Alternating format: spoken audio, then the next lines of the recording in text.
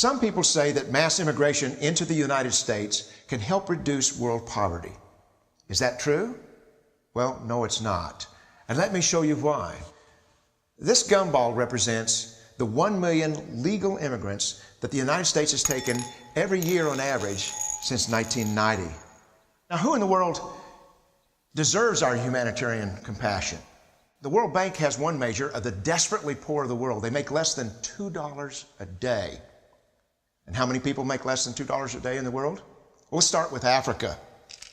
In Africa alone, there are 650 million people who make less than $2 a day. 650 million. And in India, another 890 million people, desperately poor. China adds another 480 million people, making less than $2 a day. And unfortunately, the rest of Asia has a heartbreaking 810 million people who the World Bank says make less than $2 a day. And finally, there's 105 million of Latin America's population that are desperately poor. All told, the World Bank says there are 3 billion people in the world, 3 billion people who are desperately poor, making less than $2 a day. That's 3,000 gumballs. And every year, we take 1 million and suggest that we've somehow made a humanitarian difference. The plurality of people come from Mexico. And Mexico is poor. How many people in the world live in countries that have average incomes lower than that of Mexico?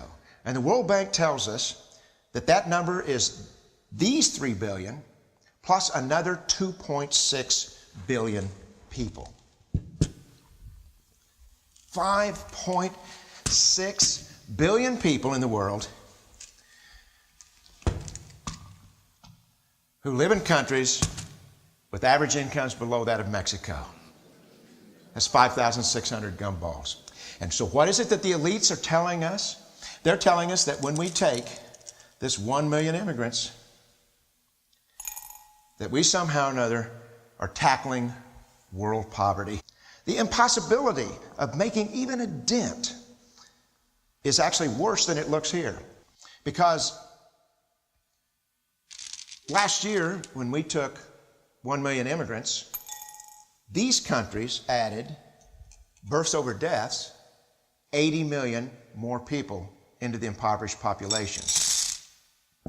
And this year, Congress is bringing in 1 million legal immigrants.